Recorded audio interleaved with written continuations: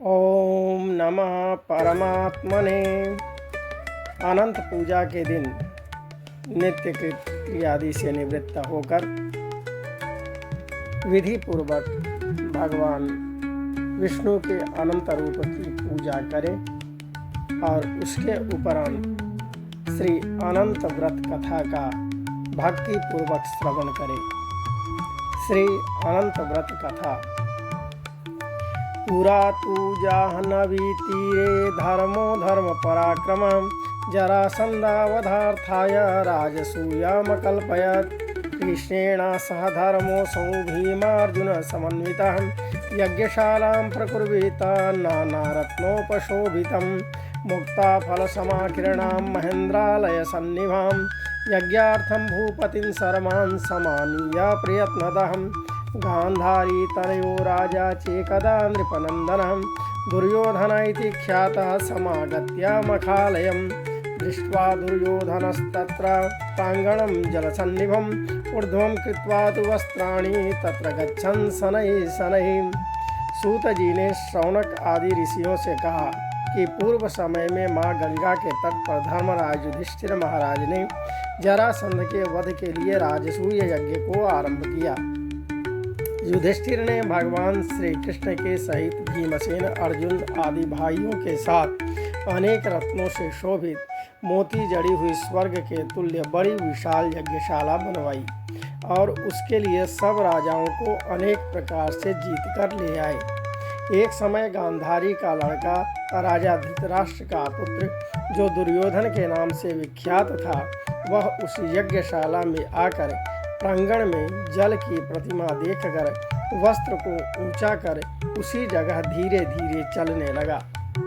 स्मिता वक्तास्य तं दृष्ट्वा द्रौपद्यादि वरांगनां दुर्योधनस्ततो गच्छन् जलमध्ये पपातः।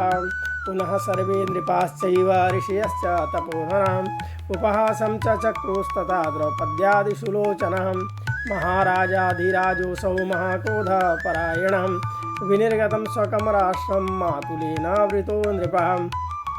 तस्मिन् काले तु शकुनिः उवाच मधुरं वचः मुञ्च राजन् महाहुषं पुरता कार्यगौरवात् गन्तुमुत्तिष्ठ राजेन्द्र सत्रात् स्वसदनं प्रति यथेतुक्त्वा महाराजा समागत्य मखालयात्।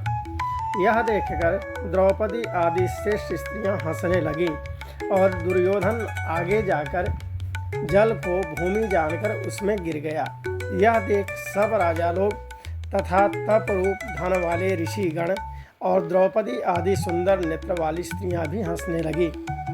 यह देखकर महाराजाधिराज दुर्योधन अत्यंत क्रोधित होकर अपने मामा शकुनी के साथ अपने राज्य में जाने के लिए उद्यत हुआ। उस समय शकुनी ने अत्यंत मधुर वचन कहा कि हे राजन, आगे बहुत कार्य करना है, इसलिए आप महाक्रोध का त्याग करें। हे राजेंद्र, यज्ञशाला से अपने घर चलने के लिए उठिए।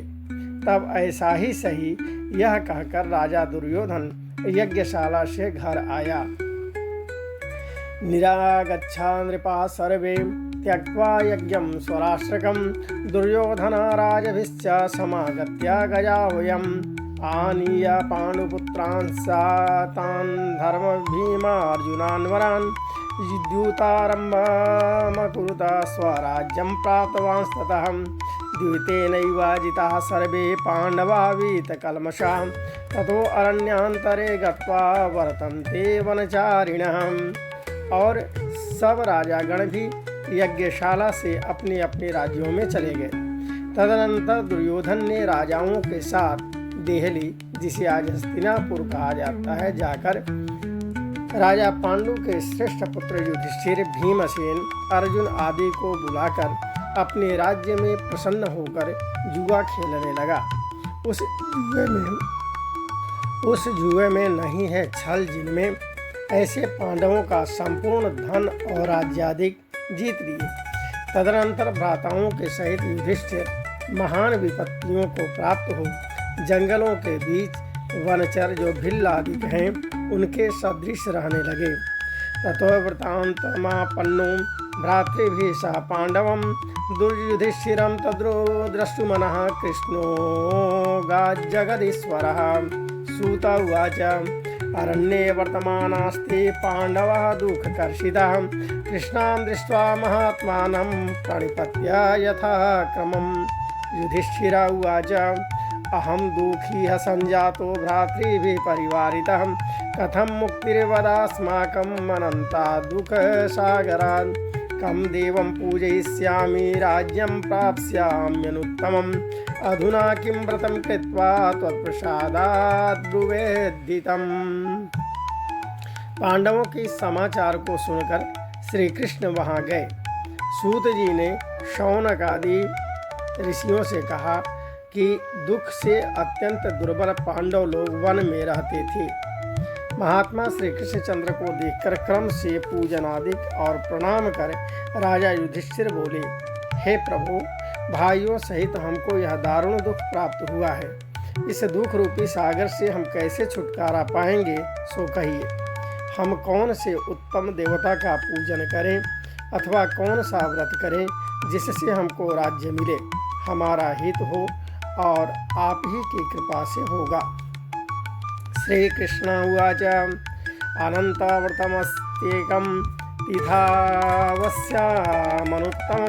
सर्वपापहरं नृणां स्त्रीणां चैव युधिष्ठिरां। शुक्लपक्षे चतुर्दश्यां मासे भाद्रपदे भवेत् तस्यानुष्ठानमात्रेण सर्वपापं व्यपोहति।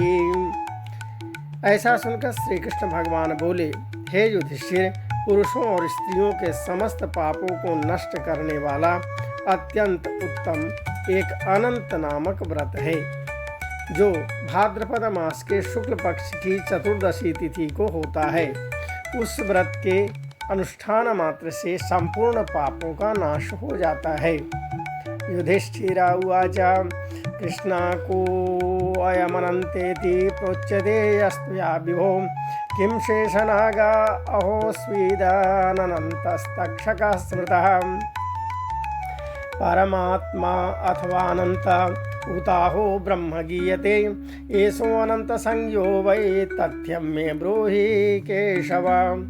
ऐसा सुनकर राजा युधिष्ठिर ने कहा, हे वासुदेव, आपने जो अनंत व्रत कहा सो क्या शेषनाग का अथवा अनंत नाम के नक्षत्र का व्रत है या अनंत परब्रह्म का यह व्रत है? हे केशव, यह अनंत किस देवता का नाम है, सो सत्य सत्य कहिए।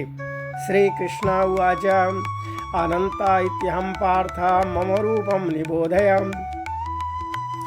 आदित्यादि ग्रहात्मासौ यः काला इति पठ्यते कलाकाष्ठा मुहूर्तादि दिवारात्रि शरीरवान् पक्षमासर्तुवर्षाणि युगकाल व्यवस्थयां योऽयं कालो मया ख्यातः सो अनन्त इति कीर्त्यते। सोऽहं कृष्णो अवतीर्णोऽत्र भूभारोत्तरायणाय च दानवानां वधार्थाय वसुदेव कुलोद्भवं मां विद्धि सततं पार्थ साधूनां पालनाय च। और ऐसा सुनकर श्री भगवान बोले, हे धर्मराज, अनंत हमारा ही नाम है, इसे हमारा ही रूप जानो। सूर्य आदि जितने देवता हैं और कालादि जो कहे जाते हैं सब हमको ही जानो। और कला, काष्ठा, मुहूर्त आदि दिन रात्रि अथवा यह सब जितने शरीरवान प्राणी हैं तथा पक्ष, मास, ऋतु, वर्ष, युग और कालादि की व्यवस्था सब मुझी को जानो। यह जो मैंने कालादि कहा है वह इस अनंत नाम से प्रसिद्ध है। वही मैं भूमि का भार अल्प करने के लिए इस कृष्ण के नाम से अवतरित हूँ। दानवों का नाश तथा साधु पुरुषों की रक्षा के निमित्त मुझे वसुदेव के कुल में भी उत्पन्न जानो।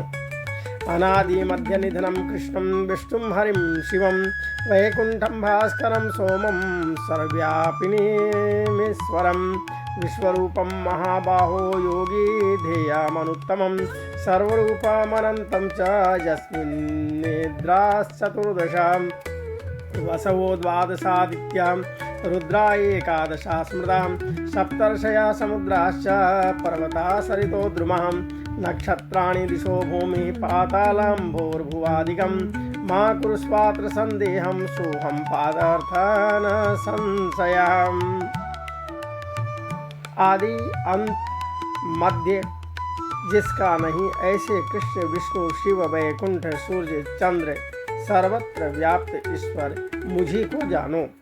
हे युधिष्ठिर, नहीं है उत्तम जिससे ऐसा विश्वरूप जो योगी लोगों से ध्यान किया गया, वह संपूर्ण रूप वाले अनंत हम ही हैं, जिसमें 14 इंद्र, 8 वसु, 12 सूर्य, 11 रुद्र, 7 ऋषि, 7 समुद्र तथा वृक्षादि सहित संपूर्ण पर्वत हम ही को जानो, और 27 नक्षत्र, 10 दिशा, पृथ्वी, 7 पाताल तथा भूर्भुवादिक 7 स्वर्ग, यह सब हम ही है। इस विषय में कुछ भी संदेह ना करो।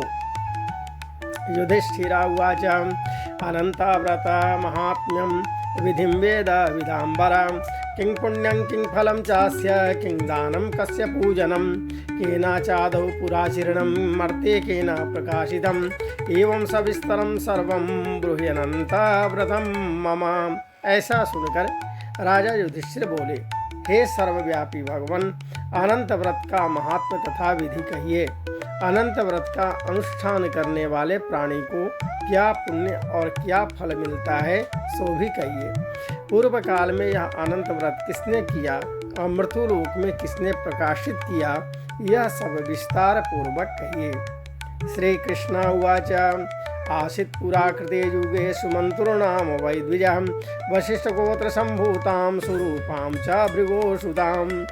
युधिष्ठिर का ऐसा वचन सुन भगवान श्री कृष्ण बोले कि सतयुग में सुमंत नाम का एक ब्राह्मण था। उसने वशिष्ठ गोत्र में उत्पन्न सुंदर दीक्षा नाम की भृगु ऋषि की कन्या के साथ वेदोक्त विधि से विवाह किया। हे राजन,